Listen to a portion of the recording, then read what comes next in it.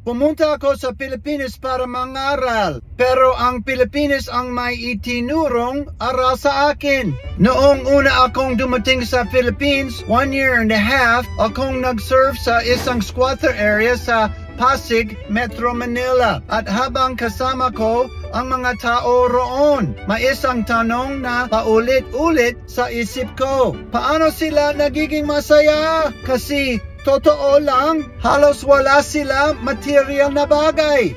Walang mag-arang bahay, walang mamahaling gamit, walang mga bagay na hinahabol ng maraming tao sa Amerika. At naisip ko, hindi ba nila alam na kailangan mo ng maraming bagay para maging masaya?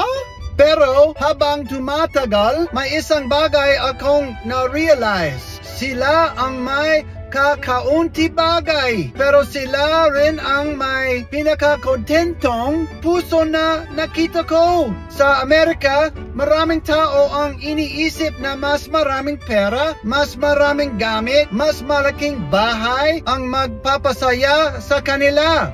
Pero nakita ko sa Pilipinas na hindi pala doon nanggagaling ang tunay na kagalakan. Sabi ni Hesus Kristo sa Luke 12:15, ang buhay ng tao ay hindi nasusukat sa dami ng kanyang ari-arian. Totoo yan! At sabi sa Pilipinas 4:11, natutuhan kong maging kontento anuman ang aking kalagayan. Tinuruan ako ng Pilipinas ng isang bagay na hindi kayang ituro ng pera, na ang contentment ay hindi galing sa dami ng meron ka, nanggagaling ito sa pagkakaroon mo kay Kristo. Kaya kung pakiramdam mo, kulang ang buhay mo dahil kulang ka ng mga bagay na gusto mo. Baka hindi mo kailangan ng mas marami. Baka ang kailangan mo ang mas mapalapit kay Jesus. Because the richest people are not those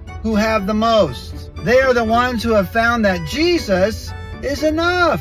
Sapat na si Jesus. Amen po ba? Mga kaibigan, mahal kita sa Panginoon Jesus. Si Kuya Ron ito, misyonaryo ako.